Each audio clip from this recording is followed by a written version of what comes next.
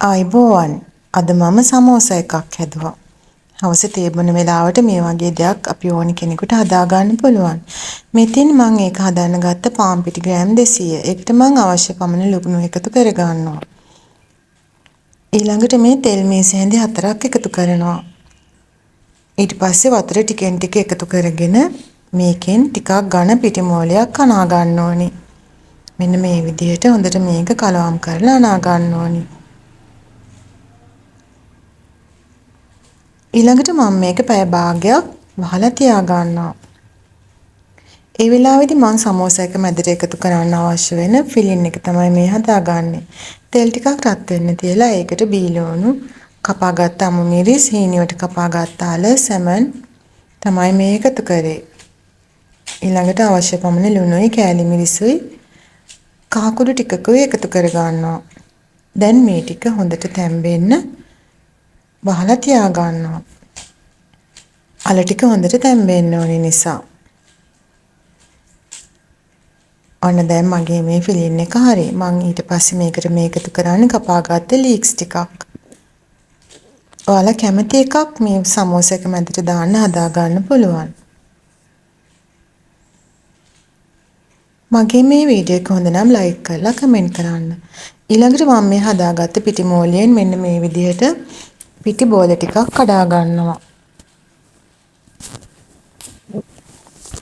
ඊළඟට ලෑල්ලට පාන් පිටි ටිකක් එකතු කරලා මෙන්න මේ විදිහට ඒ ගත්ත පිටි ගුලියක් හොඳට තුනී කර ගන්නවා.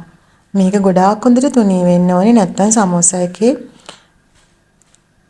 පිටි ගතිය ටිකක් ඝනව හිටින නිසා. ඊළඟට මම ඒක මේ විදිහට පිඟානකට එකතු කරනවා. ඊට උඩින් මම මේ එකතු කරන්නේ තෙල්. ඔයාලා කැමති තෙල් වර්ගයක් එකතු කර ගන්න පුළුවන්. තෙල් ටිකක් එකතු කරගෙන ඊට උඩින් මම මේ පාන් පිටි ටිකකුත් තිය ගන්නවා. ඒ මොකද ඊළඟ සමෝසා පිටි රවුම ඒකට උඩින් ඇලෙන්නේ නැතුව තියා ගන්න ඕනේ නිසා. මෙන්න මේ වගේ.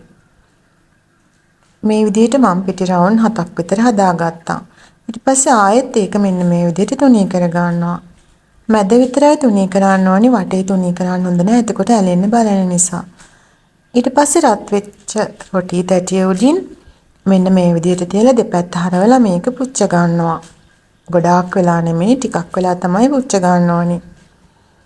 විනාඩි 5ක් විතර වගේ. ඊළඟට මේ වගේ මම මේක දෙපැත්ත කපා ගන්නවා. ඊට පස්සේ කොටු හැඩයට දික් අතට මේ වගේ කපා ගන්න ඕනේ. දැන් අපිට මේක එකින් එක මේ විදිහට ගලව ගන්න පුළුවන්. මේ බලන්න මෙන්න මේ වගේ.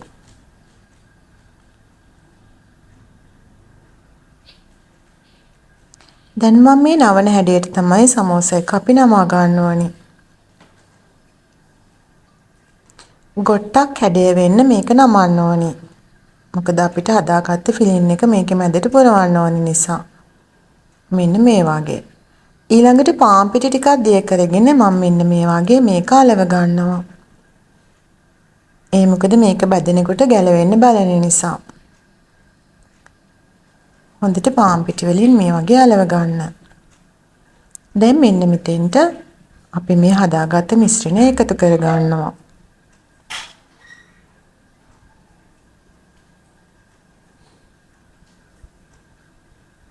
ඊළඟට ආයෙත් මෙන්න මේ වගේ අර හදාගත්ත පාන් පිටි ටික ගාලා මේක නවා ගන්න ඕනේ.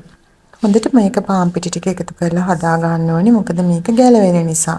ගැලවුණොත් බැදෙනකොට මේ මාළු ටික එළියට එන්න බලනවා. ඔන්න මෙන්න මේ වගේ මේක නවලා අලව ගන්න. දැන් ආයෙත් මෙන්න මෙතනත් හදාගත්ත පිටි මිශ්‍රණය ගාගෙන මෙන්න මේ වගේ අලව ගන්න ඕනේ. මේ බලන්න මම ඔන්න එක සමෝසා එකක් හදලා ඉවරයි. මේ විදිහට ඔයාලත් මේ සමෝසා ටික හදා ගන්න.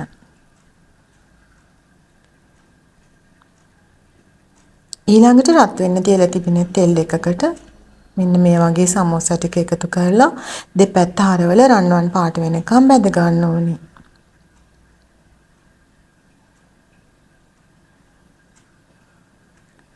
හවස තේ බොන වෙලාවට මේ වගේ දෙයක් අපිට හරිම ඉක්මනින් හදා ගන්න පුළුවන්. කඩෙන් ගේනවට වැඩිය පිරිසිදුකමත් තියෙනවා අපි ගෙදර මේ වගේ දෙයක් හදාගත්තොත්. මේ බලන්න මං සමෝසා ටික හදලා ඉවරයි. ඔයාලත් හදලා බලන්න. මගේ මේ වීඩියෝ එක බලපු ඔයාලට බොහොම ස්තුතියි. සුබ දවසක්.